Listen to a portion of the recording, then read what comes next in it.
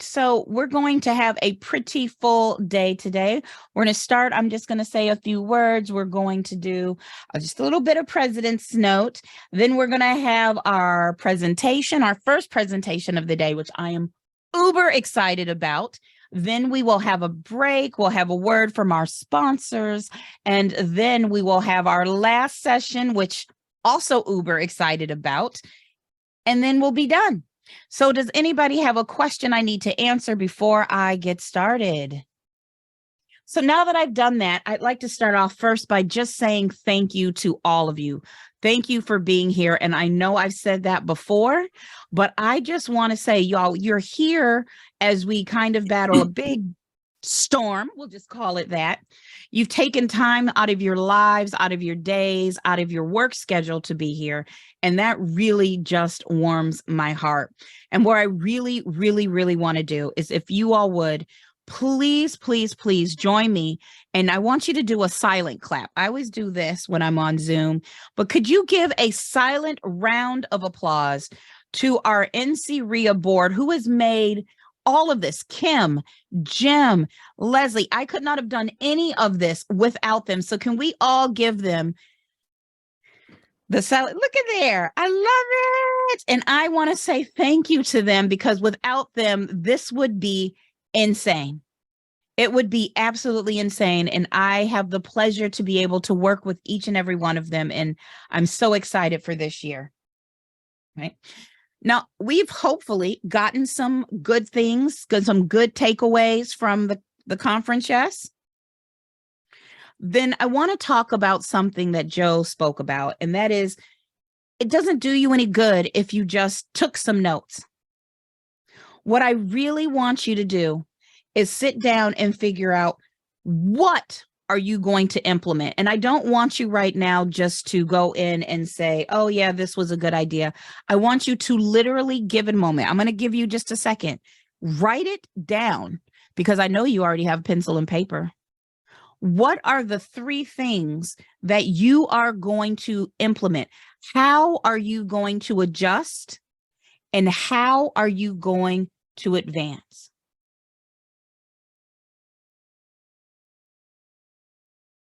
Don't leave these great ideas in a notebook someplace. What are the 3 things? And if you want to do more than 3, that's fine. But what are your action items? I love when I teach a training class and I'm like, here are your action items. And I would love for each and every one of you to choose those.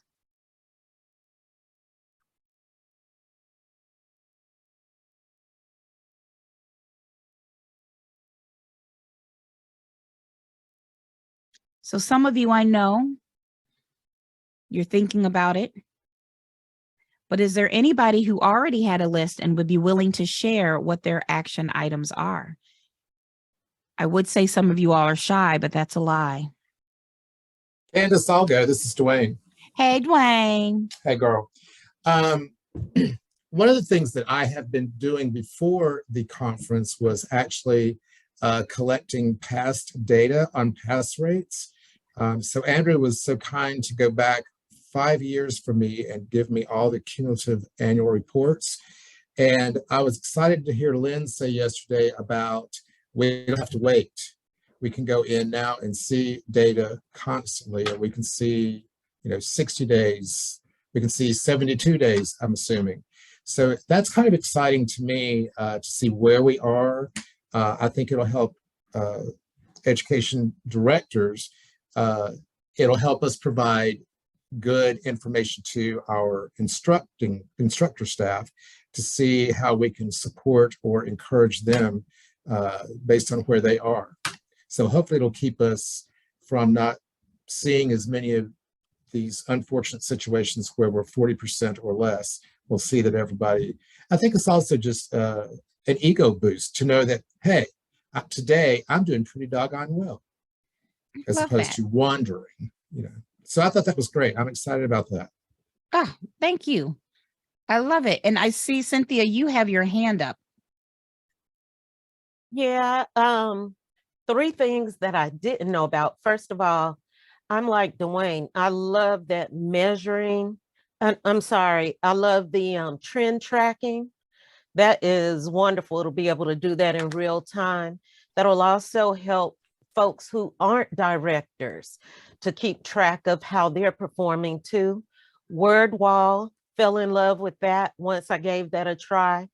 But my favorite is for the students is that cardboard example that you all gave for measuring yesterday. That Mm. takes so much of the think work out of I think it'll pull people's minds away from the numbers and the measurements and just help them to focus on why and what is measured. Wow. I learned something yesterday with that too. So Joanne, again, thank you, thank you, thank you. That I mean changed my teaching life. So I love that you've got action items. Sir Jack. Oh, you're muted, my darling.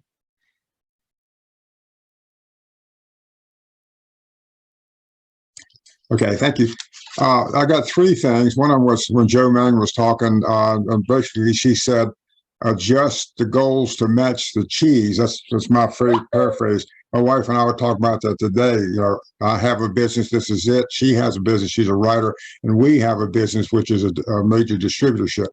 And so we're talking about we need to back off and look and see where the cheese has been moved. And sometimes we think we know, but from time to time we have to do that. So maybe need to reevaluate. We were talking about that this morning, which is a good thing. Other thing was about protecting our voice. I never really thought much about that, but I got a lot of good information about that. And somewhere I can't remember where I saw it while I was here, it says, the goal is to create a life that doesn't need a vacation from. And so I got that from, that's pretty good. So I have a friend of mine who says you ought to take a week's vacation at least once a month. Okay. And so those were, it's been very useful for me. I hope the rest of you guys too. I love that. Thank you so much. And yes, it is on my wall. I've got it right there. I know I've got to get some glass that doesn't think, but it's my goal. I want to live a life that I don't have to take a vacation from. And so far I'm doing pretty good. Doing pretty excellent. I'm right there with you. Thank you for sharing, Jack. Alicia. So good morning, everyone. What I had a light bulb moment with yesterday was the team teaching. Just to kind of leverage other instructors and to create more of a variety in the classes and protecting your voice. I never thought about that. But that's our moneymaker, right? So definitely want to be mindful of that. And the Learn Test Pass, I'm interested in finding out all of their resources that they offer to instructors and EPs. I love it. Thank you, Alicia. And I do see in the chat, I know you all are reading the chat, but we've got people that have said people are going to add mics. I love my mic. I think mine is a Shure mic. It was between this or a Rode, but the Yeti is also beautiful. You're going to add more engagement activities, voice exercises, and let's see. Oh, engage with the coach and mentor. I love it. My action items, just in case you all had wondered, and even if you didn't, is to get us together like this more often. That is going to be one of my immediate goals, is to make sure that this kind of interaction where we share ideas, where we're able to get to know each other and really build a relationship.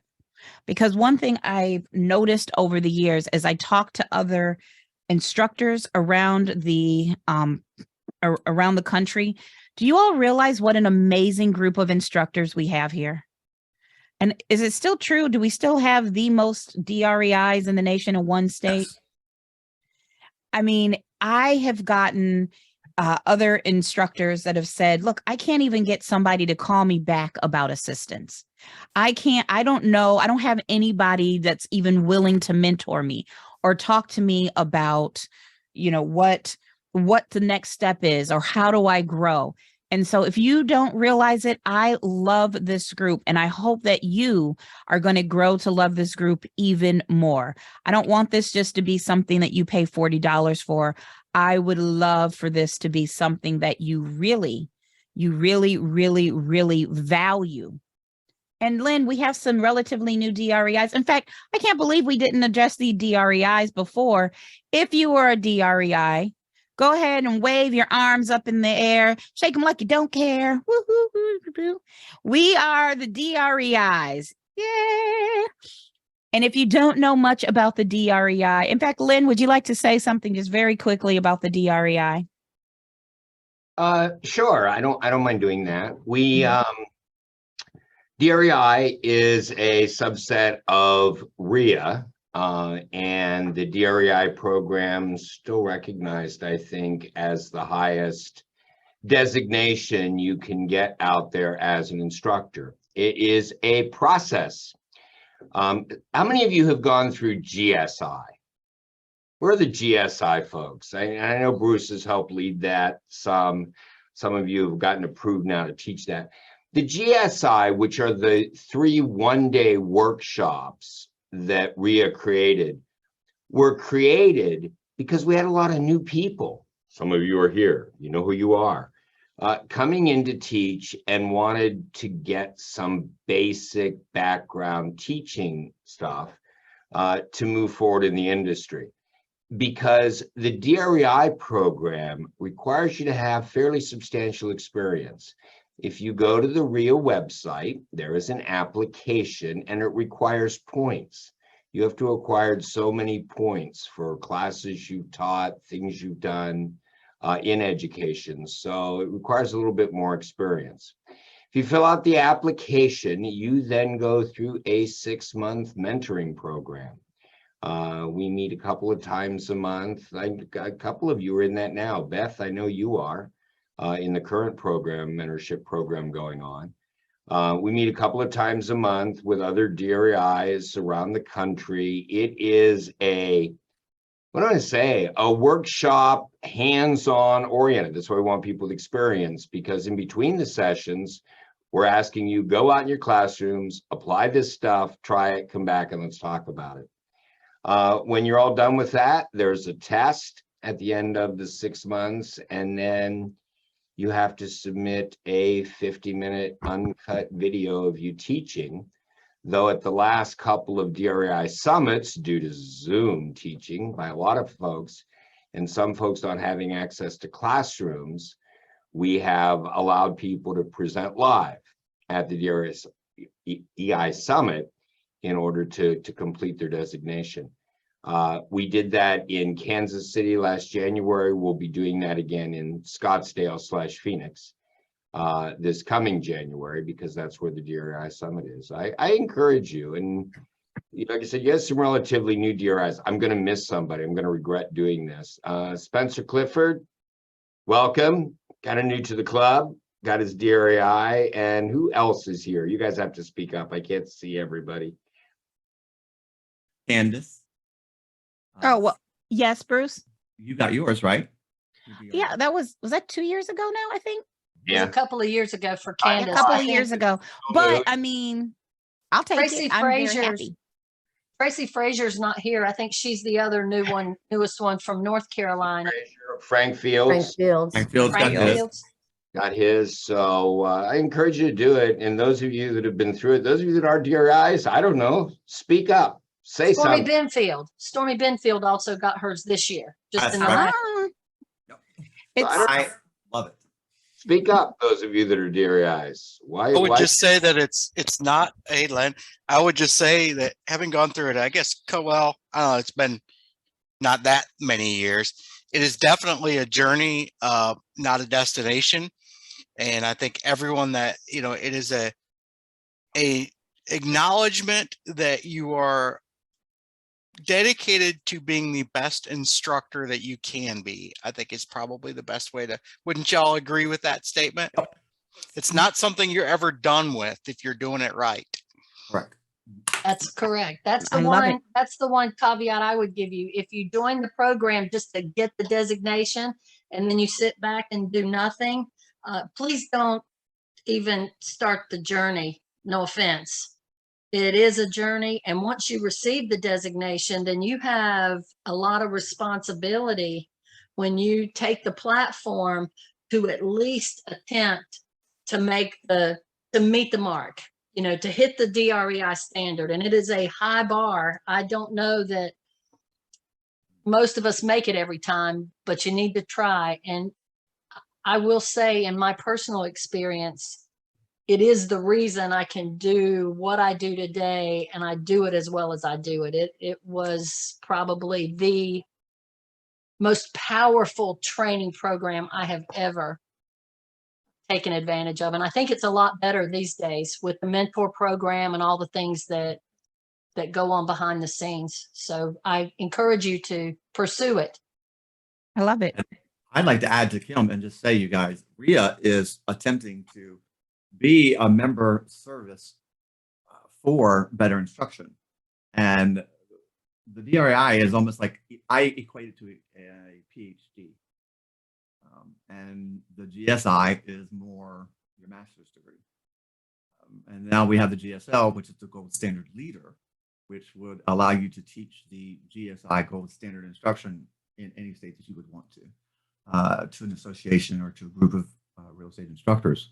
So it's just filled with research-based methods of instruction.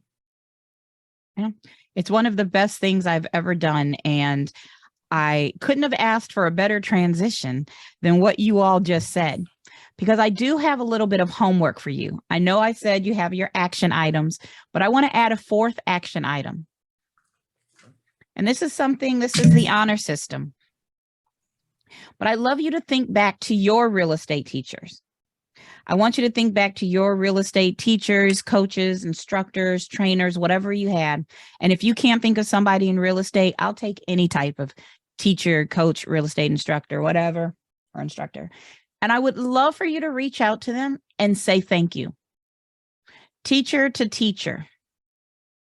Because I know, and I don't think Vicki Ferniehow is here today, is she? If she's not, I'm going to acknowledge her publicly. I love you. Say, I'm doing this because of her. And there's just no day that whenever I think of her, that I don't just smile and know that she changed my life. So if there is a real estate instructor or a teacher that did change your life, when was the last time you reminded them of that? Because it feels good. Oh, Leslie, you're doing this because of Vicki. Oh no, Amber, you're doing it because of Vicki too. Candace. Yes, ma'am. I want to reach out to Kim, and she knows this about me, but Kim was my instructor all the way through every class, even my CE classes. She's my hero. She's the reason I'm here. If I didn't have Kim Stokesbury, I would not be here today. When I saw her teach my salesperson at that time class, I said, this is what I want to do. And I even went up to her and said that. And we've remained friends. She's my hero. And I just want to reach out to her. She knows this. I've reached out to her before, but I love you, Kim. Thank you. You're why I'm here. Thank you. I love it. There are so many amazing people here. So yeah, is it homework? Yes. But I think you're going to find that type of spreading that kind of joy, there is no bounds. All right. So with that, I know this is probably all like, this was a weird presidential speech, but this is what I want. I want you all to reach out. I want you all to feel like when you need help, you know exactly where you want to go, because I don't think there's anybody in this Zoom room that doesn't want to help somebody be a better instructor. And I would love for you all to hold me to the fire with this one to make sure that we become a more cohesive group. All right. Dawnetta, were you going to say something? I saw you on mute. I was going to thank you for inspiring me to become an instructor. From pre-licensing, you were amazing. You made me fall in love with real estate and just the teaching aspect of it. The way you taught us was so inspirational. I've always remembered it. So, and whenever I know, I text you all the time asking for advice, and I admire just how far you've come in 7 years. It's just amazing. Thank you. So you guys, there's that warm fuzzy, I love it. And there's so many of you all out there that I could just talk. And Dawnetta, I'm enjoying watching you grow as well. So having said that, I'm going to go ahead and I am going to share my screen one more time. Here we go. Because what I would like to do is introduce our next speaker. In fact, I've got to say, I'm kind of blown away by our next speaker. I'm not sure if you are familiar with Mr. Neil Pender, and I love the fact that we're hearing from some voices that you haven't heard before, but he is a technological genius. I tell you, he has got this tech thing down and makes me look shabby. I don't appreciate that, Neil, but thank you for also making me up my game. So if you would, let's give him a round of applause and silent or clapping to Mr. Neil Pender. Oh, that's very nice. Thank you so much. Look at how you guys applauding me so loudly. That's wonderful. Play a little music for you. We are going to talk about a little bit of, it came up yesterday, guys. It came up toward the end of the day. We talked about technology and how people are missing it. They're missing having some, I guess, sort of breakout sessions about technology. Now, we are all very used to the software side of it, right? That whole Zoom thing got thrust upon us by necessity, didn't it? And now it has become an option, although a very desired option. We kind of can't get away from it now, but back then we had to get good at it quick. And there were some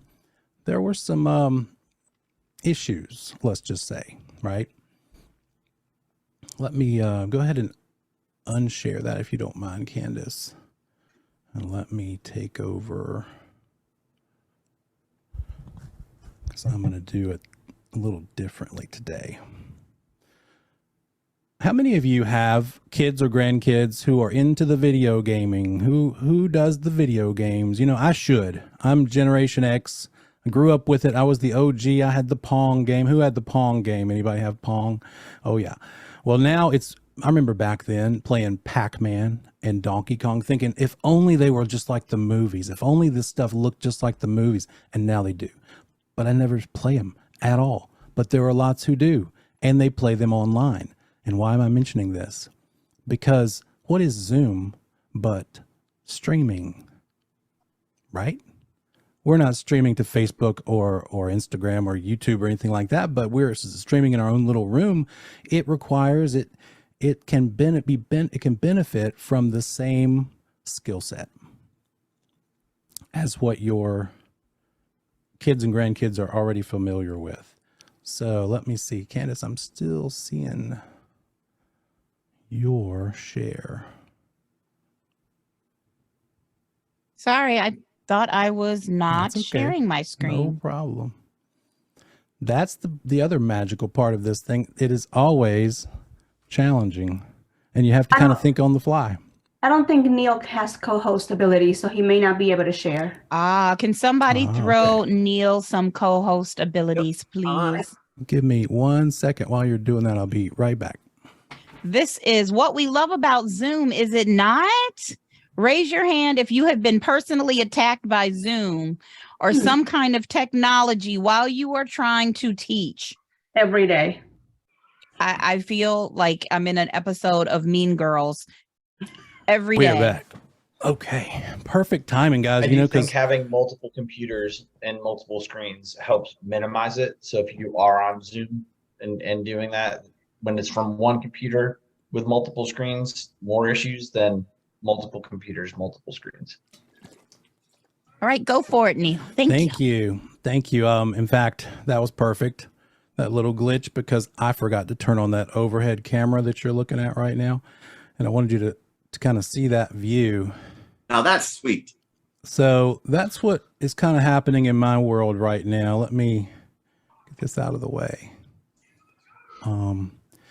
So I'm a musician, obviously. My wife is a singer. I'm a guitar player. I've picked up the gadgets over the years. And if you look to the left, lower left corner, you see some pedals.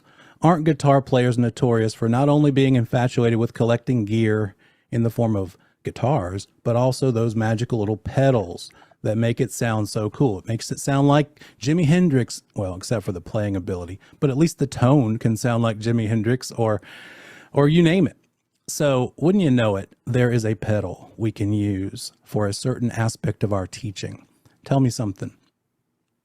In Zoom, what are some of your biggest obstacles and frustration points? What are some of your most frustrating parts of facilitating a Zoom meeting?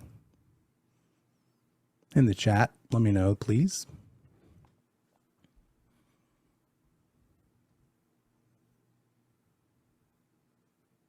Okay. Yeah. Student tech. Oh, that's good. Student tech issues. There it is, Parker. That's what I was looking for. Background noises. What if there was a way, and maybe you know of a way, that you could, well, you tell me first, what happens when you get the background noise? What is your process for mute all? What are the steps? How do we mute all? Does it take a few clicks? You have to go to your chat and then find a little button that says mute all. Yes. It's a couple steps to do that. It's awful. It's ridiculous. It's terrible. Let me have some face-to-face here for you. And nobody needs that in their life. What if I told you there was a gadget you could get to push one button or stomp on one foot pedal? Instant mute all. It's magical. Because in those moments when something is happening, you're there, it's always in that part of the presentation when you're really focused and trying to get something across, and then boom. It's yeah, we'll definitely be doing that, Lynn. That's part of it today. It throws you off, right? So if only you could just slam down on a button or hit a pedal, and we're going to examine that today. We're going to see what that looks like. But first, since Lynn mentioned it, let me point out a couple of things. Perfect segue. You're a pro. You always have been, Lynn. How did you intuit that that was the next step? What I'm showing you is the live feed. And I've put a few superimposed circles here. What that yellow circle is showing right now is called a switcher. It is a mechanical separate hardware device called a switcher. More specifically, I'll show you it zoomed in a little bit. It's called an ATEM Mini. An ATEM Mini. Yes, Scotty, this is Ecamm that I'm using as a software to present all this stuff. By the way, this isn't a software talk, or I'd be spending the whole time talking about Ecamm. It's great. But this thing in the yellow circle lets me very quickly change camera angles, flip over to the iPad. For instance,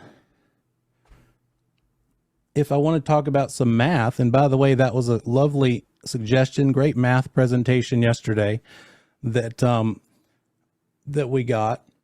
And I love the idea of having it already written out so it's nice and neat, because my handwriting is terrible as I try to find my there it is. Yeah. who knows this formula? You teach this formula to your students: lesser math divided by rate equals greater math. Well, just by flipping a button, I can go from a camera angle to the math to, oh, by the way, if my camera was already on real quick, let's see here. How quick is that? Oh, there it is. To my overhead. You know, old school is fine. I saw a literal whiteboard come out in the meeting yesterday, and I loved it. A good old fashioned write with erasable on the whiteboard. You could do that with this, not this microphone, but with this view. You could hold that whiteboard on a downward facing camera and just go old school. There's a charm to watching the writing happening. There's also a practicality to watching this stuff happen and you don't see the hand in the way. Both work. Neither one is wrong. Something else cool about the iPad real quick is good old Adobe. It's just another way to have that resource real close and then just go back and forth from your PowerPoint presentation to that. So that's one thing I'm doing. Let's look at the overhead. We're going to talk about mics in a moment. Candace is using this mic. This is the Shure MV7, and it's lovely. We'll get more into it, but you'll see on the back, if I can get a focus here. Hello, cooperate, Canon. It's got two inputs. One is called an XLR, and the other is called a USB. We're going to talk more about the difference there. That's what makes this mic so handy, because you can connect it to everything in a couple of different ways. We're going to get more into that in a moment. But first, let's finish the little desk walk around. This that my head is in the way of, this device here is called a Stream Deck, an Elgato Stream Deck. What it essentially is a tablet with a bunch of buttons.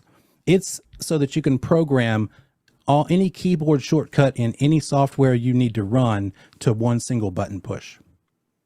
That could be multiple camera switches, camera angle switches. It could be Zoom. You could put your mute all button just right here. Just click it real quick, right? It could be next scene. If those of you who are familiar with Ecamm, it could be anything. Just any, they have all the different softwares. You can pretty much just link up to it. Super useful. What I have here in the middle is a teleprompter. My cameras are behind it. Oh, yes, plural. 2 cameras behind it. One of the cameras is run through the switcher. Now, by the way, guys, side note, you don't have to do all this. This is ridiculous. I went way over the top. I'm a musician. I already had the studio set up when Zoom hit. I just slowly started accumulating and gathering all this different stuff and kind of went a little nuts. So this is not required, obviously. But somewhere between whatever you're doing now, if it's just the very limited, maybe just laptop with built-in camera and mic, somewhere between that and this would be beneficial to who? Your students. This is not playing with gadgets for the sake of the gadgets. This is playing with the gadgets to overcome that big obstacle that Zoom has, which is lack of connection. Because that's probably my biggest frustration with Zoom, is the lack of connection. How many of you watch something, a Zoom, maybe you go, and we all do it too. I still do it. And here's how the presenter does it. Are you watching me? Hi, class. It's nice to see you today. We're going to talk about agency or math or whatever. Did that student get a connection, right? The problem with it is we are looking for the connection because we're looking at ourselves and our students' faces in the screen, which is not the lens.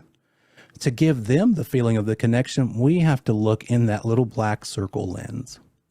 But in the meantime, we lose the connection ourselves. So we have to sacrifice.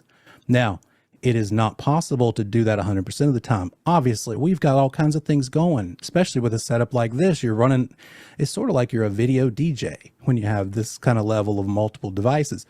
But even with just plain old Zoom with the plain old laptop, you're trying to follow your presentation. So you can't do this all the time, but it's nice to do it some of the time. In fact, we just mentioned DREI. Tell me, you DREI folks, what are some of the guidelines? What are some of the sort of rules or things that they check you on when you do the videos to show your expertise? I know one of them is don't turn your back on the students. What's some other ones? Oh yeah. And you can keep a count of mine if you'd like. One of the issues that are requirements for DREI in an in-person class is when you take a question from a student, not focusing on the individual student, but opening it up and bringing in the entire class to the answer to the question. Sure. And so I find on Zoom that can be a little more difficult because we're not physically in the same room. If physically in the same room, I just take a step back and open up my arms, and that brings everybody in.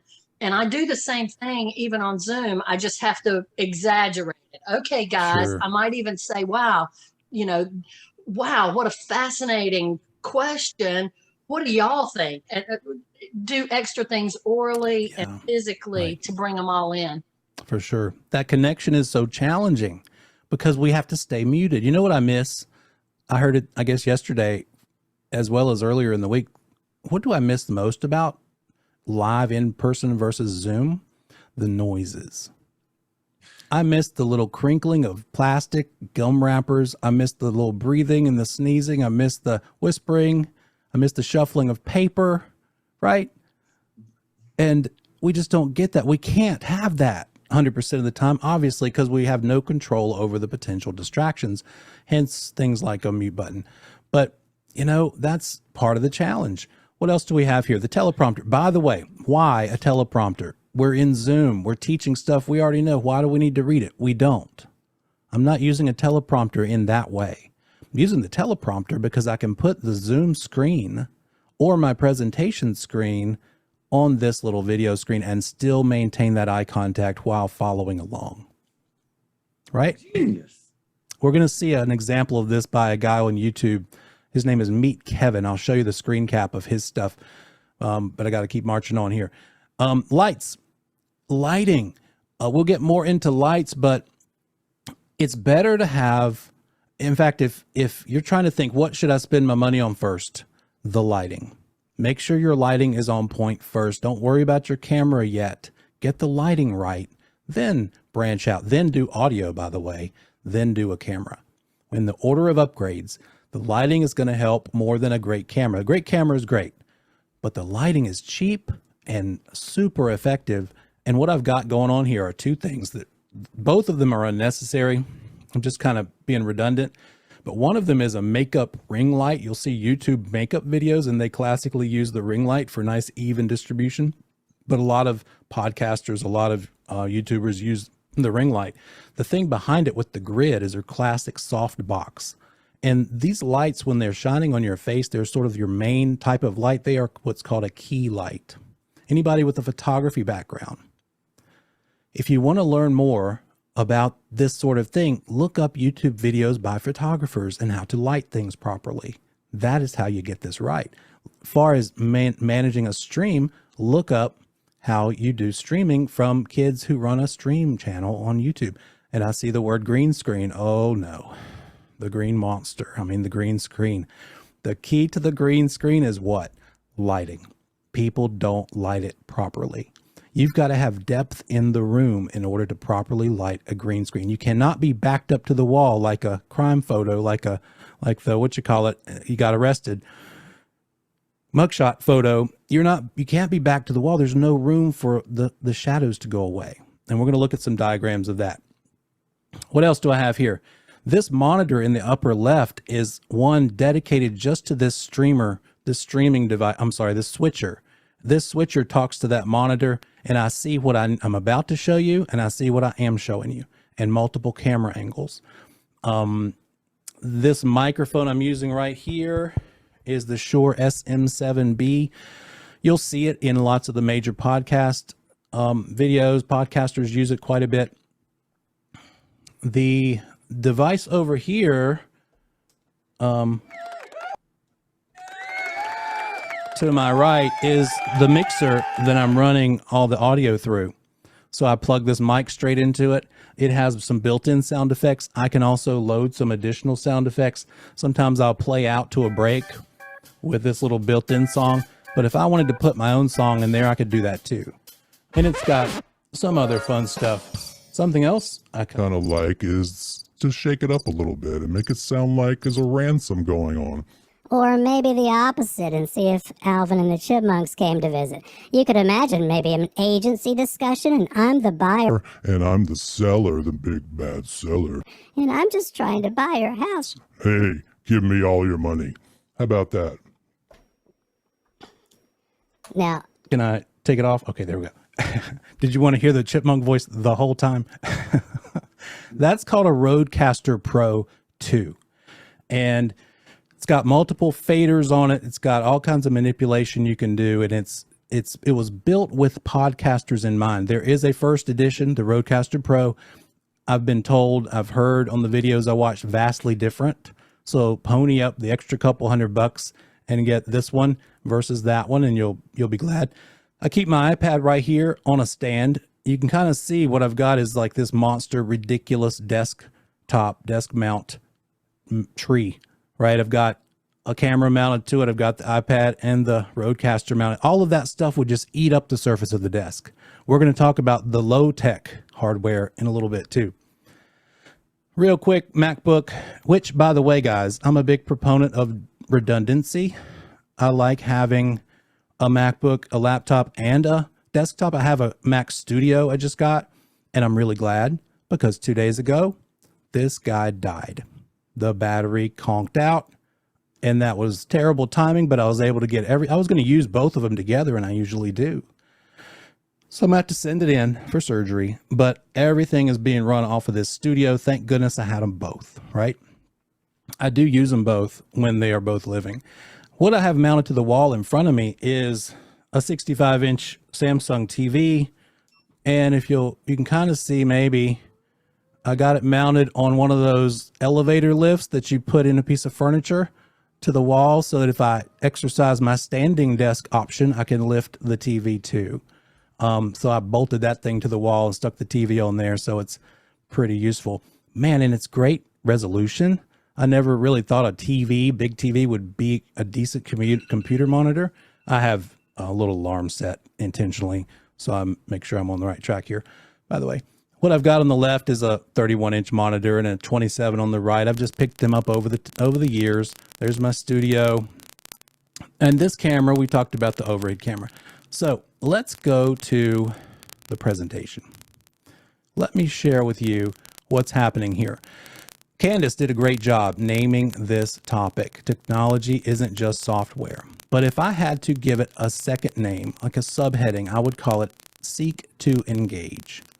Because with the technology, and in this case hardware, we are certainly seeking to engage, right? That's what it's all about, breaking down those obstacles that the student has. We're trying to make it up to them for them not being able to see us and learn from us in person.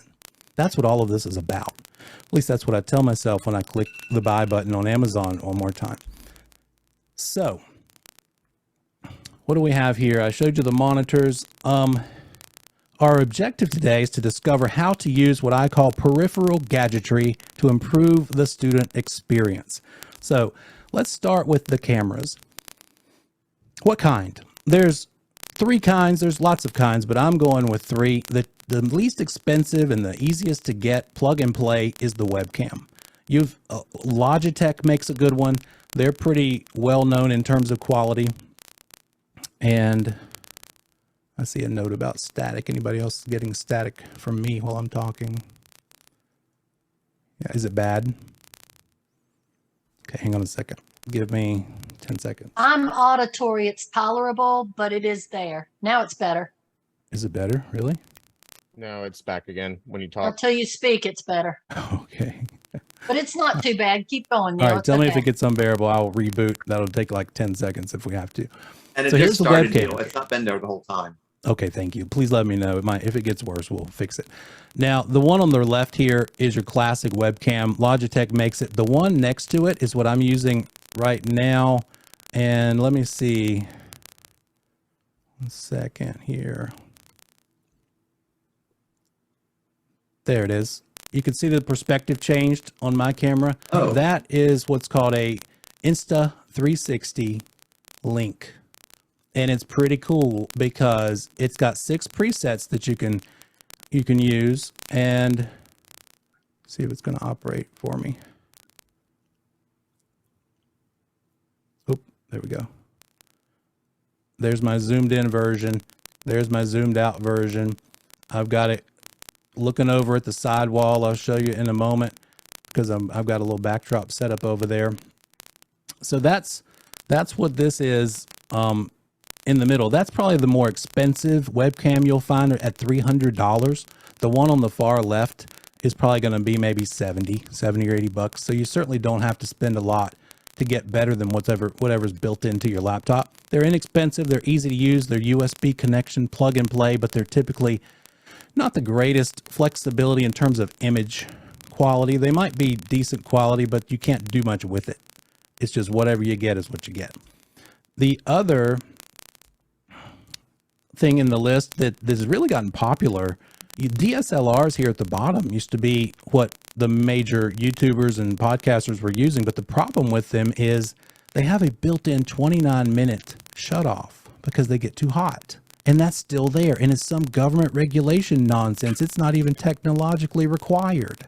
So forget it. Just don't even go there unless you are like Bruce and you're a pro at it. He probably has several DSLRs. The good part is multiple lenses, tons and tons of lens options. But what do you need for what we do?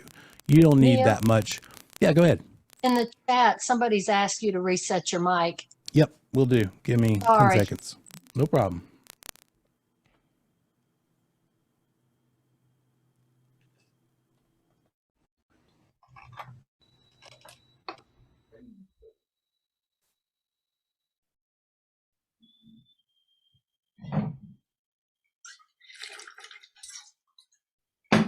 Sounds good now.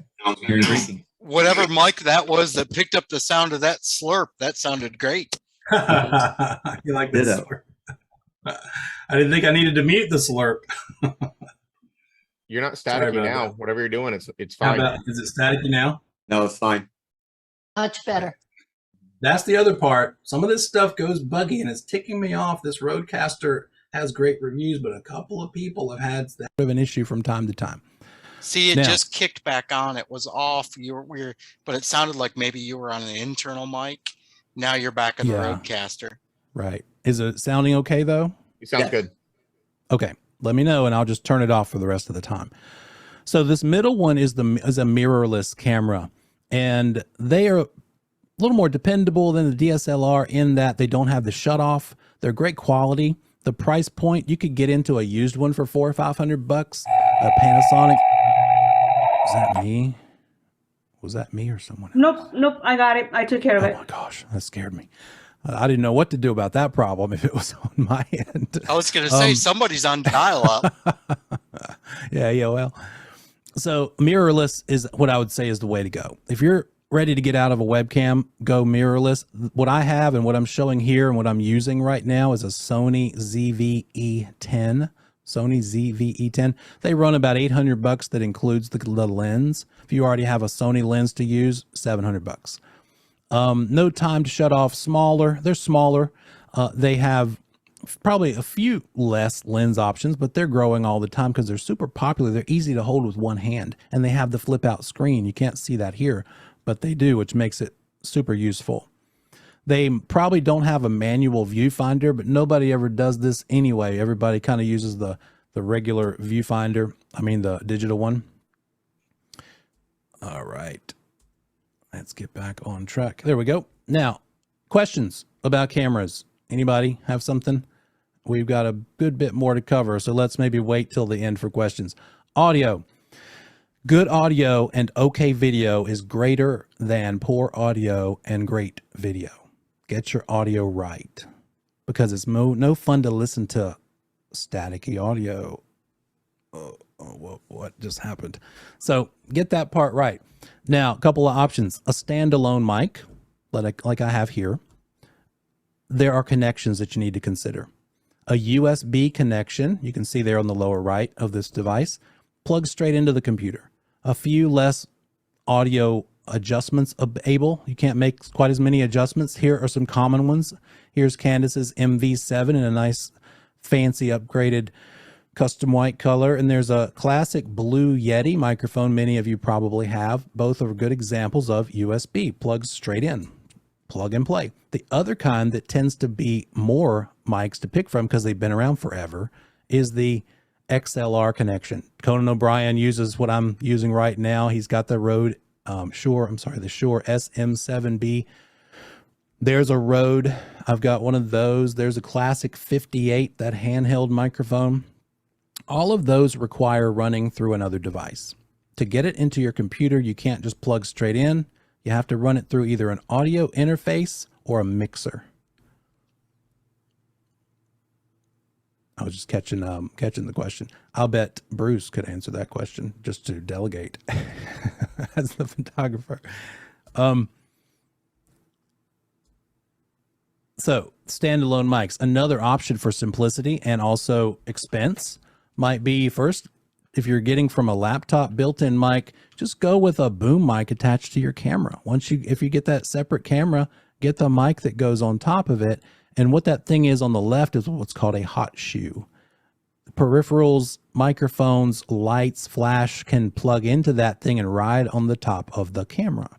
The problem with the camera mic is oftentimes they're battery powered. So I always forget to turn them off and the battery's dead when I come back the next time. So just fair warning. That is, sorry, we're going all over the place. Oh, there's those audio interfaces. Here's one in the lower left. It's a 2-channel. If you're going to get one, I would get a 2-channel instead of a 1-channel so that you can eventually have maybe a guest if you ever want to talk. By the way, the other thing, yes, sure, I will make these into a shareable thing, the slides I'll give you. The other thing about all of this gear is you can sort of justify it because you can use all of this to make promotional videos. And if you're not already making video content, you're missing the boat in outreach.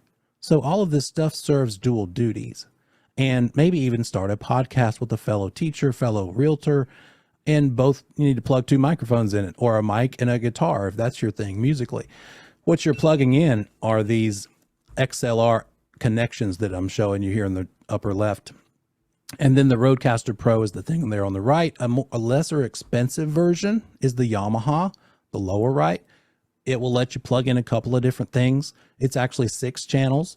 So that might be something that you venture into this with. So if you get an XLR mic like this handheld Shure 58 that you see on stages from like the 50s and 60s, this is a tank and they've been around forever and everybody likes them.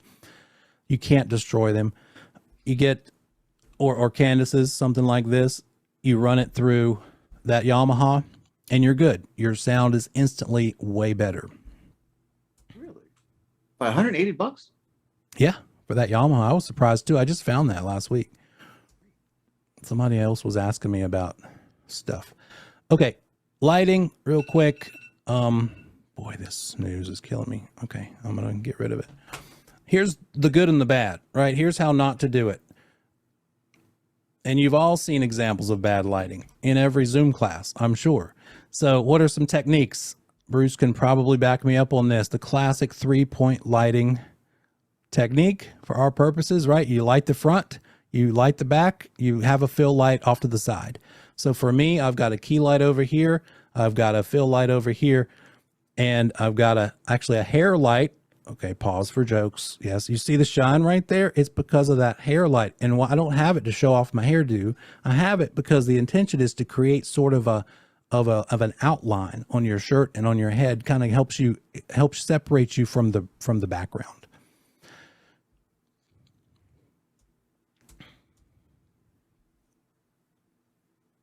Some gear.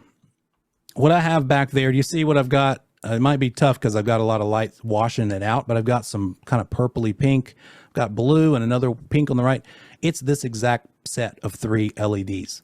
I think they run about $300, $300 or $400 for this set.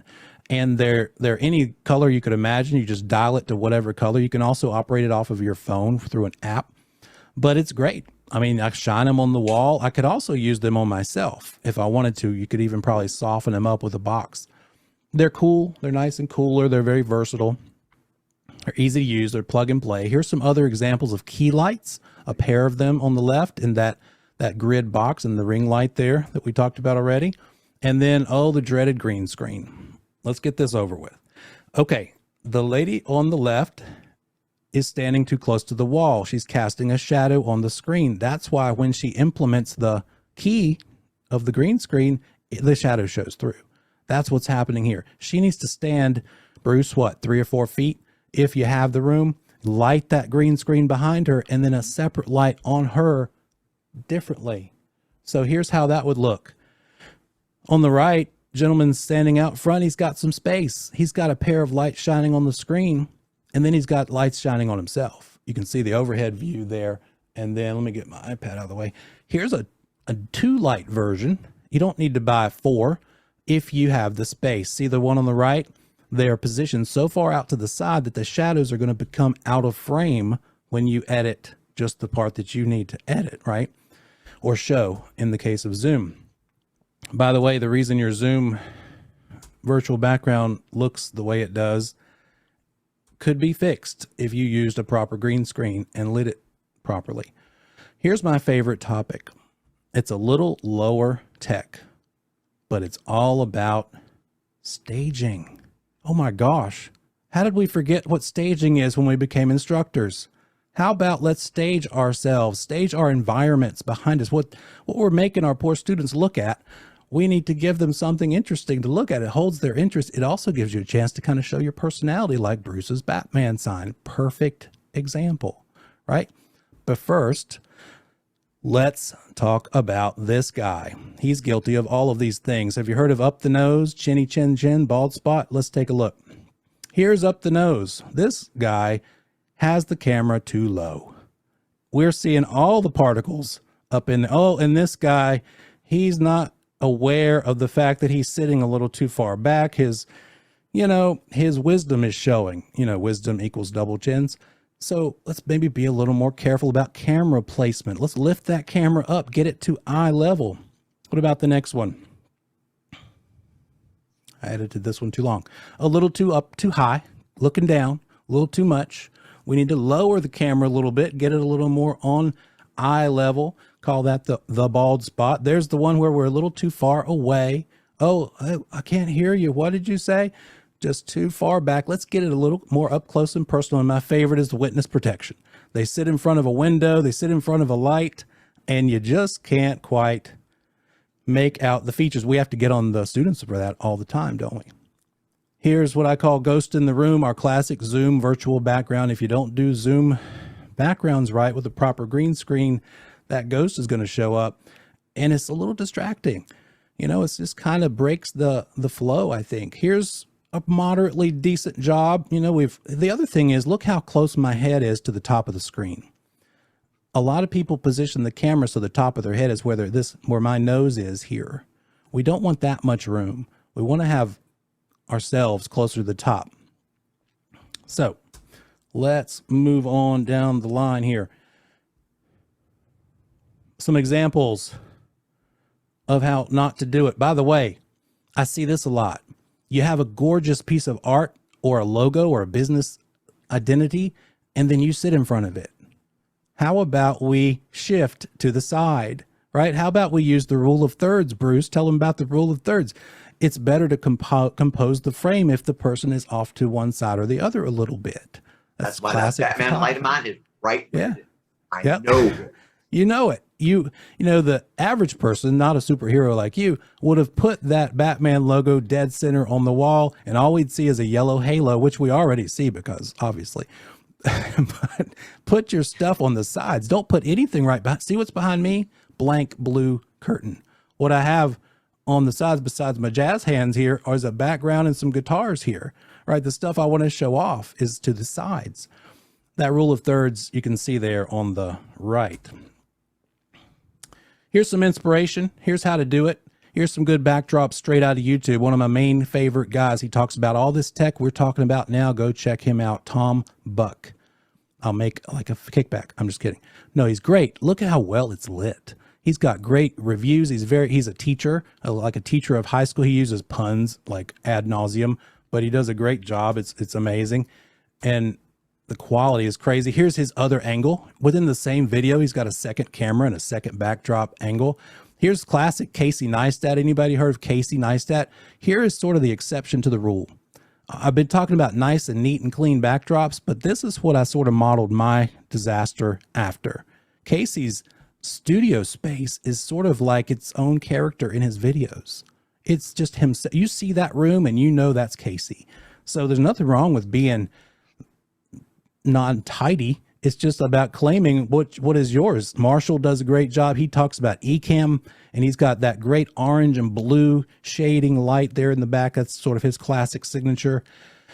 Luria used to be called Callie about 15, 20 years ago. She's great, and that's actually a room that's not a green screen. That is her house, and oftentimes in the left there, her assistant is sitting there while she's having her live stream. She's another Ecamm person. Kat Mulvihill does a great job. I'd like it to be a little brighter, but she's nice and composed nicely. It's more corporate, a little more of a corporate feel that a lot of you might prefer in the way that your style is. I love this guy though. Oh my gosh, talk about branding. This is a channel called The Convos. I think he's a pastor too, but he talks about tech. He's got a ridiculous setup, and he's got this colored foam windscreen for his Shure SM7, and that's how I found out about it. That's why I bought it. This blue one. It's called reporterstore.com, reporterstore.com, and he matches it to his glasses. He's the deal. Depth of room is helpful. See all these? They've got some room behind them. Intentional lighting. They're not all bright. Tom is bright, but most of them are darker in terms of their background. Framing of the subject. Most of them are centered, but not necessarily, and that's not important. It's good to have variety, and it shows off their personality. Let me,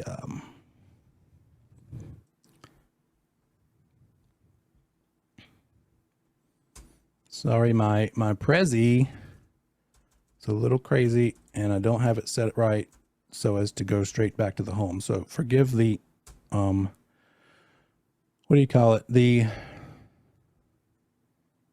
dizziness. Here's some devices. Multiple monitors obviously are useful. We don't need to go much into that in the interest of time. It's just nice to have ways to spread things out. Multiple computers, great for redundancy. I have a little more on that, but let's keep going. Tablets, obviously, what do you use your tablet for? I'm using mine for math and maybe showing PDFs. Stream Deck, let's get into that. That's the thing that basically lets you set a keyboard shortcut to a button in any software you want. Here's the one on the left that's a larger one. I think it's the 32 button one. The one on the right is a 15. They also have a 6. I probably wouldn't bother to get the 6 because I have a feeling you get used to 6, you're going to want more. So for the price difference, I'd at least get the 15. And the magical button in the middle is the foot pedal with a pretty nice pair of shoes, is the magical stomp box. You can set that to anything. I choose to make the big center button the mute all. Let's get that muting happen. And plus my anger, I could take out the anger. How dare you interrupt me? Whack. And then it's all gone. Like therapy, built-in therapy. The thing on the upper right is the interface you use to assign the buttons when you do so on your machine. Here's the switcher. The one on the upper right is plenty. In fact, right now I'm only using 2 inputs on mine. I have the one on the lower right. It's got 8 inputs. I don't need them today, but either one will work. It's hardware. It takes some of the load, some of the computing power off of the burden from being a burden on your machine. So that's nice. Processing power. Quick changes of devices. You saw I flipped over to the iPad pretty quick. It allows for scene transitions. It allows for picture-in-picture. Just press a button. It's got a built-in software-based audio mixer. You could run your audio through it. I run it through the Rodecaster, so I don't use it for that. So there's either a 4 or an 8 input model there. Here's the teleprompter. Here's the Meet Kevin channel. Go check him out. He talks about real estate. He was an 18-year-old real estate agent, did really well. Now he talks about finance, and he does a live stream like 4 times a day. It's ridiculous. He probably does more YouTube content than anybody. I mean, 20 million in YouTube ad revenue last year. He's the deal. He ran for governor of California. I mean, no lack of confidence in Kevin. But look what he's got here. This is just part of his setup. Each of those teleprompters has a camera behind it, and he uses it for that same reason. This is how I got the idea. That was his genius that I'm stealing here, right? So what kind? You could go with the one on the left, on the right, I mean, that has a classic iPad mount. But the problem with it for using it the way I'm telling you to use it is you need to get a something to flip the iPad in reverse image so that when it hits the mirror on the, where's my hand? Oh, there's that camera. I forgot which camera I was on. So that it overcomes the mirror image component. Let me switch back. There we go. So I like the thing on the left better because it has a built-in monitor that definitely has the flip. But the teleprompters that have all of this built in are like $1,200 plus. So there's a hack. Use the iPad version, like this upper left. Buy a classic field monitor that you would normally mount to your camera. Make sure it's the kind that can do a mirror image flip and put it in there instead of the iPad. That's what I've got going right now.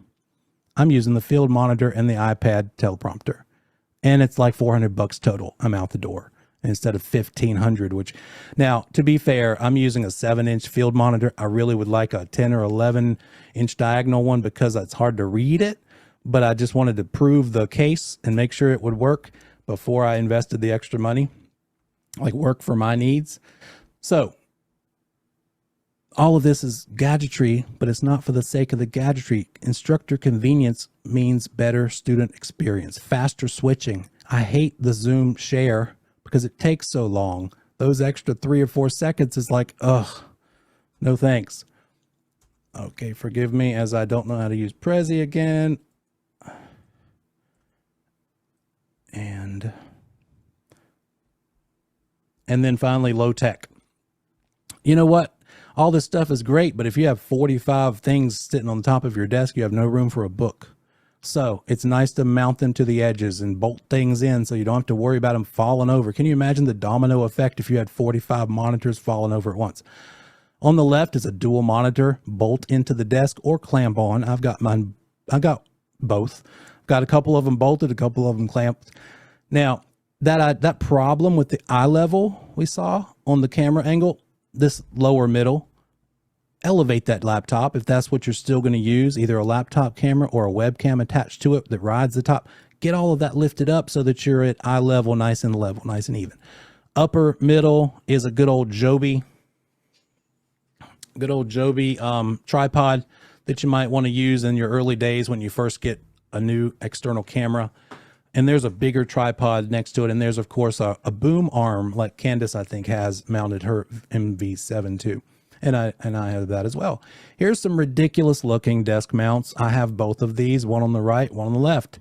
Everybody remember Danger Will Robinson? That's what it reminds me of, this beast with all these arms flailing about. But you can put all kinds of stuff on them and move them all around. I will move the iPad back and forth as needed, or the Rodecaster, or the mic.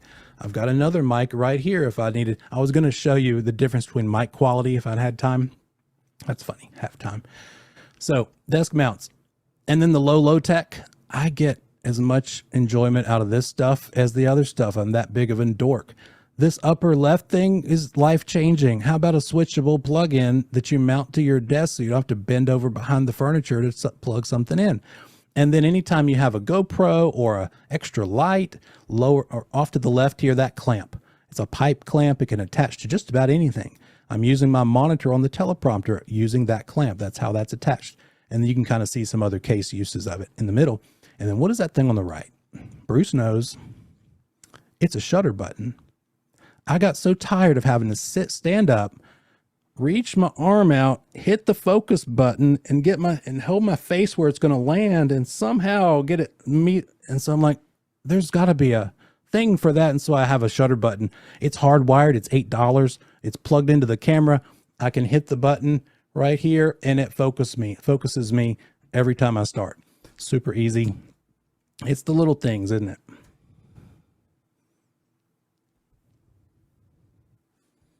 How we doing? I think that is right on time. Any questions? If we have time, I'm happy to talk to you. And I will send you the resources. Forgive me, Neil. I would like the kids are doing on TikTok. I'd like, when we come back from break, an instant reaction to everybody's current display. I give Steve a 4. One of those. Is that cool? Yeah. No? Sounds great. Sure. Sweet. Neil, one of the things that I'm getting my agents and my real estate firm to do is video just with their iPhone. And so I've been able to learn a lot more that's accessible for us for that use. And you get these gimbals almost anywhere. Yeah. They don't show the steps, you guys. It's not so much for us, but if you're walking or if you're doing video outside and recording something for your class, having a gimbal is really good use. You know what else? Go ahead. I'm sorry. I was going to tell you this one. Have you seen that on the iPhone, you can get what is called, and I still tell you now, I thought I fixed it. You can get this for the iPhone for your microphone so that it'll be a clamp, a small little clamp like this here. And I put the receiver at the bottom of my phone. Perfect. And it's wireless, it's Bluetooth, and it works great. Speaking of wireless, you've got other options too. This is the Rode Go, and it gives a transmitter, and it's a wireless. You can have a lapel mic like he's showing you, and it's just a way you can plug it into any camera. So that's a good option as well. Candace, if you wouldn't mind, when it's time for a break, could I send us to break with a certain song. No, I'm not going to sing it. I just want to share with this something that pumps me up. So you tell me when it's that time, and then you can take over. Well, you have 3 questions, and we have a little bit of extra time in the last thing. So if you want to go ahead and take those Sure. very quickly, and then Go we'll for it. break. What did I miss? Give me one. Chris Barnett, then, well, Chris, why don't you go ahead and ask whatever it is that you were going to ask? Neil, I missed your intro, and I was just curious, one, where you're located, and if I had a space, would you come in and just help me fix that space for the need that I need? Sure. I'm in Concord, just obviously to the east of Charlotte. I don't know where you are. I'm in near Raleigh. Oh, okay. So yeah, it's like a couple hours, 2-3 hours. Yeah, and I have a room that's like 7 by 7 that I want to turn into basically a sound room studio type effect. Is that enough room, or is that going to be too small? I need to. It would be allocate for space. video and as well as audio, just for everything. Right. Yeah. Yeah. It's all about placement. However you place it, I just wouldn't, the tendency would be to back up to the wall, but I think you could kind of come out from the wall a bit and put I'll show you something if I can, after the break, I'll have it pulled up and I'll show you an example of someone who's making the most of the depth of their room. Yeah. Thank you. And Chris, great minds think alike, because I was already going to say that I needed to bribe him to come here to fix my stuff. So, Neil, I think you just got a second side gig. Yeah. How many people would be interested in having Neil come and take a look at what you got? Oh, I just want to see the list. Neil has to See what I teach. can afford. Yeah, you don't want to know the price tag. It kind of creeps up on you. You buy one thing at a time, and I buy things at night, which is a big mistake. It's like, by morning I'll forget I did it, and it'll be on the way. It'll be here, and then I can just pretend that I didn't spend the money.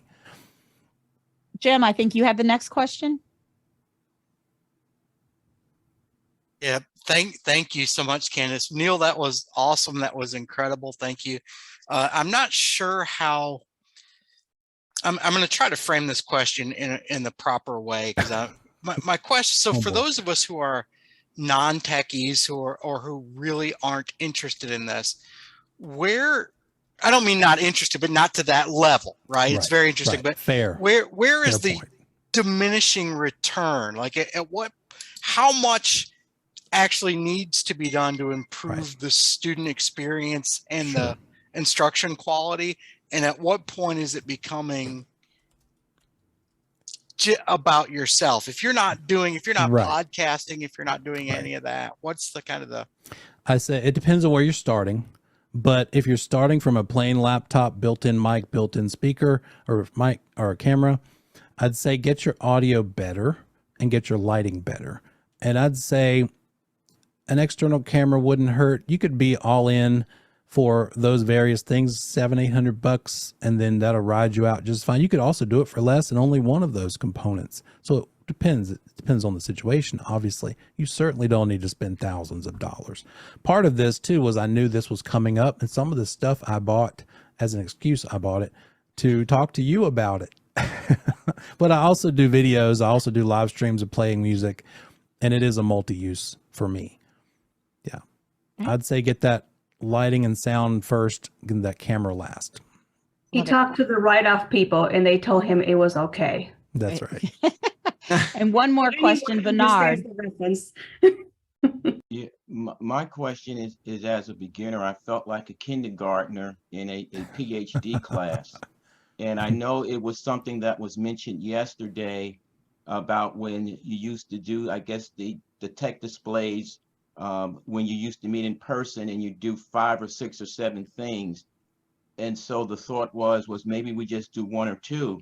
And so where I would like to encourage Mr. Neil, if we can do something maybe on a monthly basis for 30 or 40 minutes. And what I'm saying is we just get together, not to go crazy, drink some coffee on a Sunday night, make sure everybody's okay, make sure nobody's stressing, and then maybe have 5 minutes. Let's talk about mics tonight and just talk about one thing. Sure. And that would really help me. You know, one night you talk about lighting, and I know it might get redundant for him, but if you did one thing, because I thought he did about 12 or 15 things, right, it would be easier for me to pick it up. And I think it would be a benefit, because then you can decide just where you need to upgrade and to do. But he did such a marvelous job. I'm just sitting here with my mouth open. I was writing notes and I was like, forget about it. I mean, what you keep writing for? If you can't Yeah. understand, you know how sometimes you write the Right. notes and you can't understand them because it's like too Right. much. So I just thought it was a great job and a lot of Thank the you. options that I know we need to get to. So I just wanted to mention that. And I thought it was very, very impressive, Mr. Neal. So, you know, you're a resource and you just have to be the tech guy for, you know, for our organization. I love it, man. We Great definitely job. I have can't some. say, I have to say that is a wonderful transition for me. And first, can we give Neil a round of applause? Like, whoa, dude. Whoa. I mean, Thank you, that thank you, is thank you. awesome. And guys, I knew when I asked Neil to do this, it would be like jaw dropping. And even now I'm like, it was even more jaw dropping than I thought. The goal is not for you to learn everything he did right now. The goal is to see what is possible. Not everything has to go for every person. And I will ask Neil, and I'm hoping he'll volunteer his time, but you do have other tech people in here, and I want us to get Right. together. Right. We want to advance ourselves. So definitely, it is, like I said, one of the major things we as a board want to work on is getting us together more often. So Bernard, I hear you. We are going to work on that. And having said that, I know some of y'all had coffee because you're not allergic. Show offs. So I want to go ahead and give us a break one more time. Just another thank you to Neil. Because oh my God. Thanks, guys. You're Great. This was wonderful. I love all the love in the room. It's lovely. That's going to be my next purchase for real. For I real. love that. So it is, let's just say it's 10:25. I will see you all at 10:35. 10:35. Don't And forget his Neil, playoff yes, I'm going music. to, go ahead.